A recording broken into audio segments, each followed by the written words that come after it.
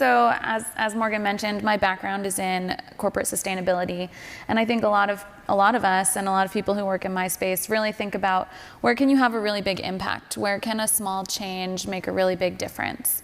That's why, my background was with really big companies, but when you think about the world as a whole and you think about food is something that all of us interact with multiple times every day. For a lot of us, it's the thing that we look forward most to every day.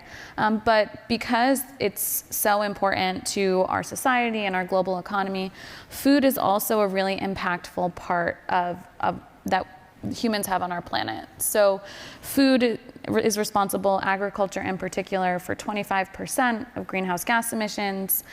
Food waste is also responsible for 8% of the world's greenhouse gas emissions. And at the same time, as our population grows, we're going to need 56% more food by 2050, already with all of the resources that we're using today. So when you think about the constraints on our environment, the increased demand for food, and then also how much food goes to waste, a third to half of all of the food that we produce, there's some really, really big problems to solve. And so that's what really drew my interest when I was doing my PhD at UCSB, was when Apeel was starting to get off the ground. The founder and CEO, James Rogers, did his PhD in material science there. So there was really a great opportunity to be a part of a company trying to tackle one of these problems from the very beginning. So it's great you didn't have to go far from school to work, right? That's true.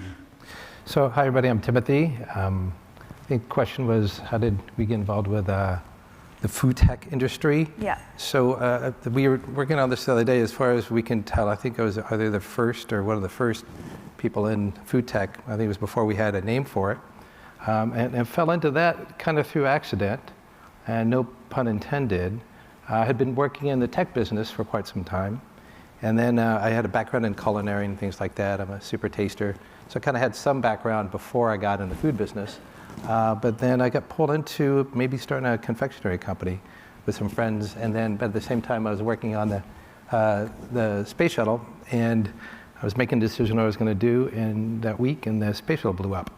So I guess I said I'm going to go into chocolate. So through that, I got involved with the chocolate industry through confectionery business. And then I started Cho Chocolate. And in that, one of the things that I found really fascinating by it was just the complex systems that were really involved just in making chocolate. It was just deep upon deep upon deep of details about, the complexity of making something, right? Especially making something of quality. So that's kind of what I was fascinated about it. But I think the other part of the question is, what are we excited about, right? What are we excited about what's going on now in the food tech business? So I'll talk about that a little bit later on, I think. But I think the main thing I'm excited about is that the world is finally waking up, right? So Dirk Hendrickson, my co-CEO right there, he came up with a great line. It's like, what we do is, it's an idea as time has come, and we're starting to see the large corporations with the CEO roundtables, the large global corporations finally getting it, and they're kind of opening up their minds and the checkbooks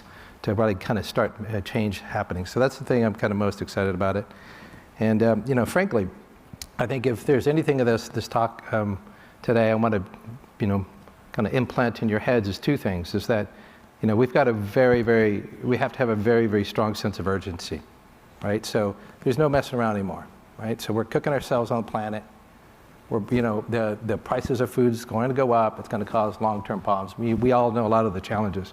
So that means we can't have any more incrementalism. Incrementalism is dead.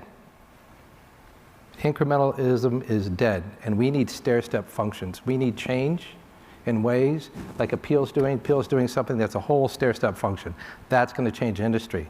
That's going to address some of the biggest things that are where biggest food waste is at the home, right? So, and I'll talk a little bit more about where we focus on our food waste. But the other thing is that we really need to be thinking and inspire others and demand from companies that do something about it.